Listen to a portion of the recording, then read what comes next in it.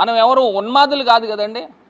నిజంగా లక్షల కోట్ల మంది ప్రజలకు సంబంధించిన మనోభావాలతో ఎవరైనా ఇంత ధైర్యానికి యానిమల్ ఫ్యాట్ వాడడానికి సాహసిస్తారా అని అడుగుతా ఉన్నా.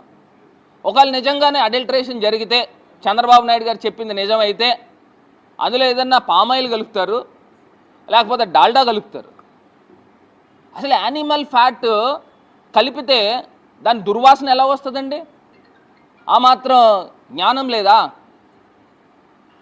దుర్వాసన ఎలా వస్తుంది? ఎన్ని సుగంధ పరిమళాలు దాంట్లో కలిపినా కానీ అది వాసన వస్తుంది.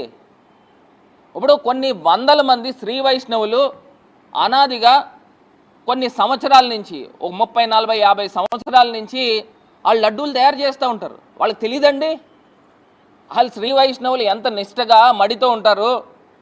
కొన్ని సంవత్సరాల నుంచి, వందల సంవత్సరాల నుంచి లడ్డూలు తయారీ జరుగుతూ ఉంటే, ఒకవేళ నిజంగానే చంద్రబాబు నాయుడు గారు చెప్పింది నిజమైతే, యానిమల్ ఫ్యాట్తో అడల్ట్రేషన్ జరిగితే వాళ్ళకి తెలియదండి శ్రీ వైష్ణవులకి? ఎంత దారుణంగా అబండాలు వేశారండి. అసలు మీ ఏజ్కి మీకు అది తగదు. అసలు మీరు హిందూ సాంప్రదాయాన్ని, హిందూ మతాన్ని మీరు ఏ పాటి గౌరవం ఇస్తారో నేను చూపిస్తాను.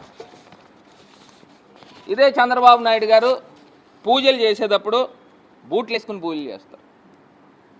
ఇదిగోండి బూట్లు వేసుకుని శంకుస్థాపన చేస్తున్నాడు. దేవుడికి, సాక్షాత్తు పరమశివుడికి మనం పూజలు చేస్తాం. శంకుస్థాపన జరిగినప్పుడు విఘ్నేశ్వరుడి పూజలు చేస్తాం. మరి బూట్లు వేసుకుని చేయట్లేదా? మరి మీకు ఏ పాటి గౌరవం ఉందండి? ఏ పాటి గౌరవం ఉంది? మరి ఇదే చంద్రబాబు నాయుడు గారు తిరుమల తిరుపతి దేవస్థానానికి సంబంధించి కొన్ని వందల సంవత్సరాలు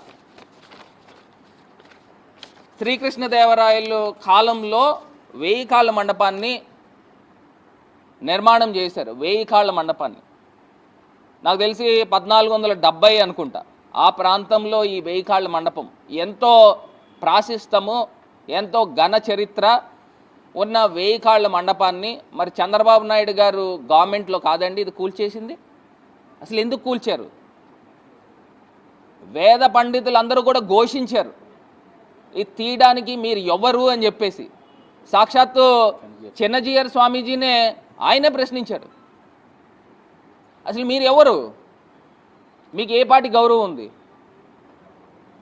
పుష్కరాల పేరు చెప్పి, కృష్ణానది పుష్కరాల పేరు చెప్పి మరి దేవాలయాలు, అందులో కొన్ని ప్రాముఖ్యమైన దేవాలయాలు కూడా ఉన్నాయి, 40 దేవాలయాలు.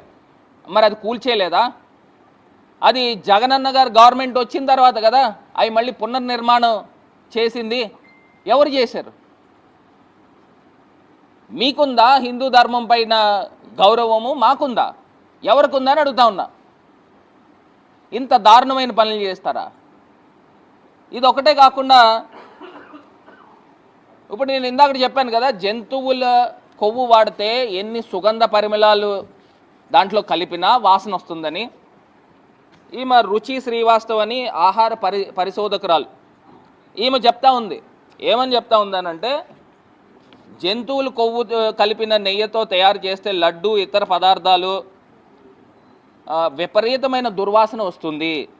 ఎటువంటి సువాసన ద్రవ్యం వేసినా సరే దుర్వాసన పోదు. లడ్డూ ప్రసాదంపై గత 5 సంవత్సరాల్లో ఏ రకమైన ఫిర్యాదు కూడా రాలేదు అని చెప్పి ఏమి చెప్తా ఉంది.